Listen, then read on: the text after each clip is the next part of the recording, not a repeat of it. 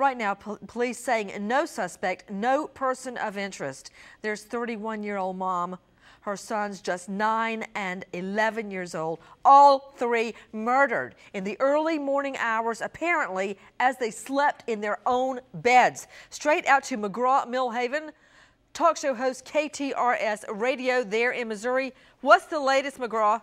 Nancy, thanks for the invite. They held a news conference earlier today, and the police said that they do have a person of interest and they do have enough evidence. However, they're not going to reveal who the person of interest is, and they've handed off the investigation to the Monroe County prosecutors. To Major Jeff Connor with the Columbia Police Department. Major Connor, if you have a person of interest, why, I'll assume it's a he, why is he being kept a secret, his identity? We don't have a warrant for his arrest at this time, so we don't feel it would be prudent to give his name out until the state's attorney determines whether or not there's enough to charge him. So you are waiting for a little bit more evidence. Out to Nick Pister, reporter with the St. Louis Post and Dispatch. Thank you for being with us. What can you tell me about an alleged girlfriend? The husband had a girlfriend. Is that what I'm hearing? That is true. That's what we reported today in the paper, and that's what we're standing behind, that Chris Coleman had an affair with a woman who went to high school with Sherry and was Sherry's friend, and that he carried on that affair through the time up to the murders.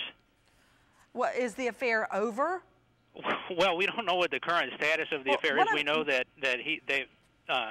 investigators went down to Florida shortly after the murders and began interviewing this woman and many of the people close to her.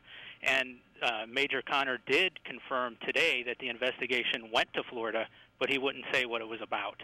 Well, Nick Pister joining us from the St. Louis Post-Dispatch. Nick, you say you're standing by your story. Has somebody suggested your story is false? Oh, no, absolutely not. But when you're saying, you know, we had alleged it, we're just saying that there was an affair and we disclosed it. Okay, who's the woman? We have not disclosed her name yet. We're not prepared to release her name. Well, what can you tell me about her? We can say that she went to high school with Sherry, that she works down in the Florida area. She's a cocktail waitress now. Her family, when we went to interview her, had said that they will never comment, and that's the current situation. Okay, you know, Nick, I'm going to connect a couple of dots here. Out to Clark Goldband also on the story. Clark, she's a stripper. Am I wrong? Well, Nancy, yes. Things we've seen being reported is she's an exotic dancer at a club around the Tampa area. Karen Stark, I think we need a shrink right now. Why do we insist on saying exotic dancer and gentleman's club?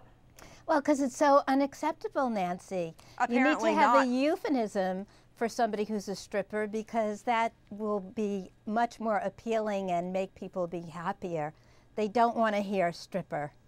Okay, back to you, Goldband. What do we know about the alleged affair? Well, according to these press reports that we've seen, the alleged affair assumingly took place down in Florida. He worked for the Joyce Meyer Church. There he broadcast Wait. What is the Joyce Meyer Ministry Church? Who is he? Who worked for the Joyce Meyer Church? Okay, the husband, Chris Coleman, had a job there. He was in charge of security on the night shift. We've seen reports that say he traveled around a lot for his job. So, if we follow the dots on that, the affair probably took place down in Florida.